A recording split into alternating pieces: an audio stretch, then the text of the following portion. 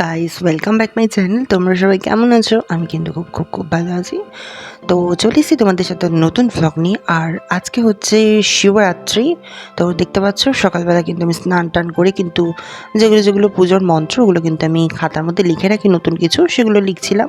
মা ওখানে রান্না করছিল। আজকে যেহেতু আমার উপোস আছে, তো আজকে নিরামিষই হচ্ছিল। তো বোন আমার দুপুর পর্যন্ত উপোস থাকবে, তারপর ও থাকতে পারবে না, ও জল ঢেলে নেবে। দেখো আমরা কিন্তু স্নান টান করে আমি পুজোর জায়গা সাজিয়ে নিয়েছি। বোন এখানে ফার্স্টে জল ঢাললো মহাদেবের মাথায়। তো তারপরে কিন্তু বোন উপোস ভেঙে দেবে, কারণ ও পারে না উপোস করতে, ওর শরীরটা এমনিই খারাপ হয়ে যাবে। ওই জন্য যেহেতু স্কুল পড়াশোনা করে, ওই জন্য আমি আর বেশি জোর করিনি। ওই জন্য ওকে আগের বার পড়েছিল আমার সাথে, অনেকক্ষণ উপোস থেকেছিল।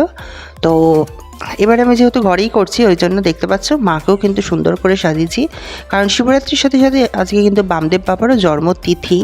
ওই জন্য বামদেব বাবাকেও স্নান করিয়ে পইতে পরিয়ে লাল কাপড় দিয়ে সুন্দর করে সাজিয়ে কিন্তু বসিয়েছি। তো দেখতে পাচ্ছ সব ঠাকুরকে কিন্তু সেবা দিয়ে দিয়েছি। আর মহাদেবকে একটা পিতলের গামলার মধ্যে রেখেছি, কারণ ওখানে অনেকগুলো জল ঢালবো। তো আমাদের কোনো ইয়ে নেই যে জল ঢেলে ঢেলে করবো, একটা জায়গায় নাড়াবো। ওই জন্য একটা জায়গাতেই পার্মানেন্ট বসিয়ে দিয়েছি। তো জল টল দিলে দুপুরবেলা আবার কিন্তু সন্ধ্যাবেলা চলে যাচ্ছি বান্টিদের বাড়ি। ওরা প্রত্যেক বছর আমাকে নিমন্ত্রণ করে, কিন্তু কোনো বছর না যাওয়া হয় না। ওদের বাড়িতে মহাদেবের পুজো হয়। আগের বছর খুব বড় করে করেছিল, কিন্তু যাওয়া হয়নি। তো এই বছর ভাবলাম যাই এবার ওদের বাড়িতে। তো দেখো ওদেরও পুজো হয়ে গেছে। তো ওদের আগে এই মহাদেবটা বেদিতেই বসানো ছিল, মন্দির ছিল। তো কিছু কারণে মন্দিরটা ভেঙে তো ওপরে এখন মন্দির করেছে মহাদেবের। তো আমি এখানে জল ঢেলে নিলাম মহাদেবের মাথায়।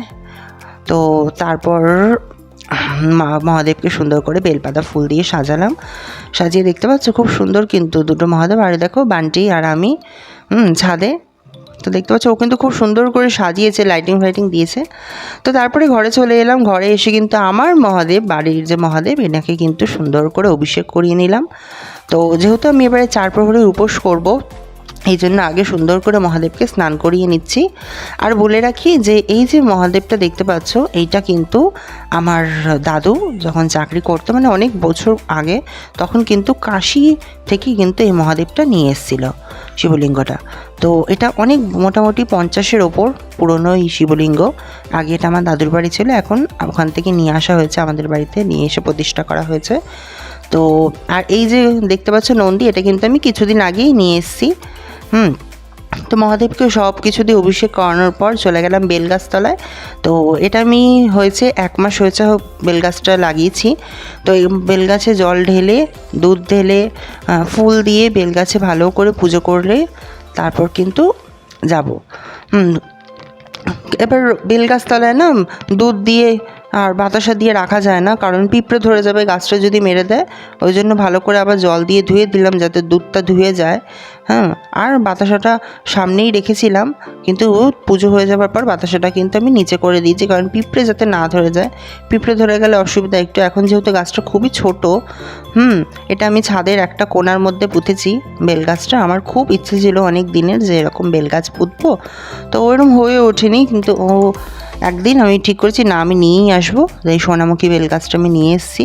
তো দেখো আমি আরতি করে নিলাম বেলগাছতলায়, দিয়ে একটা ধূপকাঠি ফুটে কিন্তু আমি চলে যাব আমার ঘরে মেন পুজো করতে। তো দেখতে পাচ্ছ ফল টল মিষ্টি সব মা নিয়ে এসেছিলো। সব কেটে সুন্দর করে সাজিয়ে দেখো মহাদেবকে কি সুন্দর করে ধুতরা ফুল সব দিয়ে কিন্তু সাজিয়েছি। মায়ের চরণটাও সুন্দর করে আলতা পরিয়ে রেখেছি। আর মাকেও একটা আকন্দর মালা পরিয়েছি। খুব সুন্দর লাগছে কিন্তু মাকে দেখতেও খুব মিষ্টি লাগছিল। তো দেখতে পাচ্ছ পুজোর জায়গাটা খুব সুন্দর করে সাজিয়েছি আমি। তো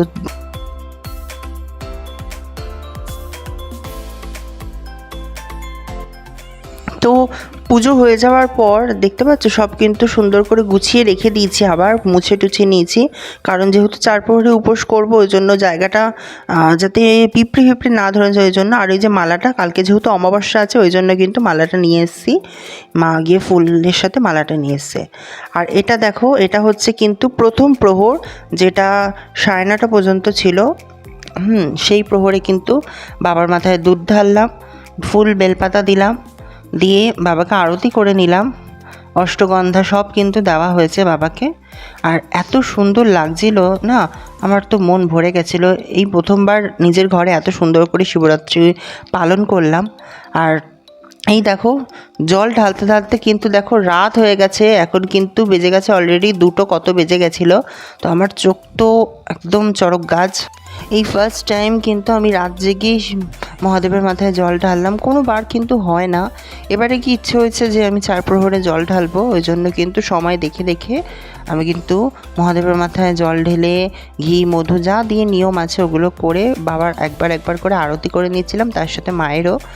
আর দেখো কালকে যেহেতু মায়ের আবার বিশেষ পুজো আছে, হ্যাঁ, ওই জন্য মাকে আর শয়ন দিইনি আজকে শিবরাত্রির জন্য। কালকে ভোরবেলা সকালবেলা উঠে মাকে স্নান করাতে হবে, ওই জন্য।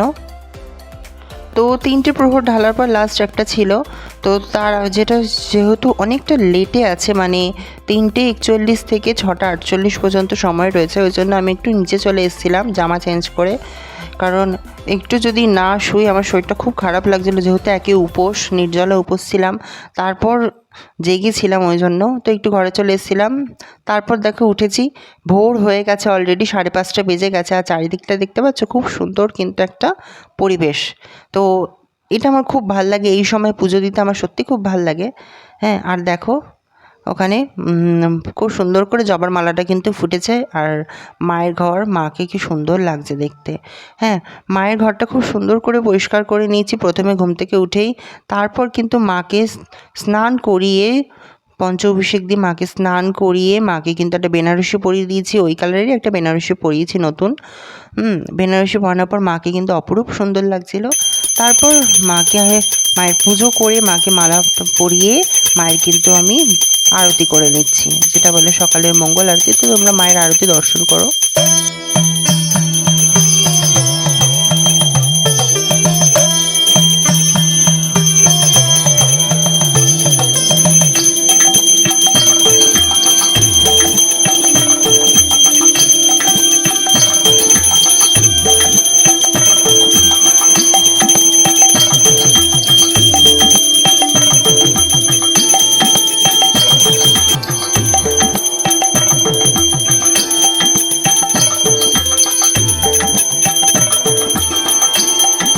তো মাকে কেমন লাগছে তোমরা কমেন্টে জানিও, মা অপরূপ সুন্দরী।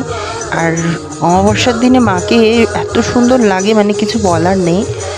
এবারে জবাটা যে নিয়ে এসেছিলাম, এখান থেকে জবা আনলে না সেরকমভাবে তাও ফুটতে চায় না, তাও ওই জবাটা ফুটেছে।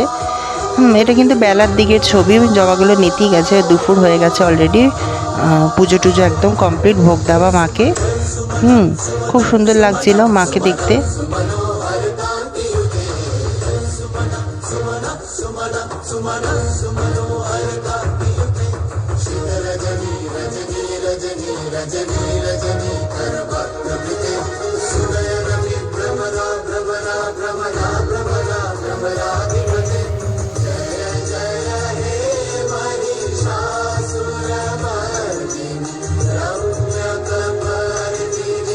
তো তোমাদের যদি ভিডিওটা ভালো লেগে থাকে অবশ্যই লাইক শেয়ার কমেন্ট করবে। আর চ্যানেলে নতুন হয়ে থাকলে অবশ্যই চ্যানেলটাকে সাবস্ক্রাইব করতে পারছি। মতো তারা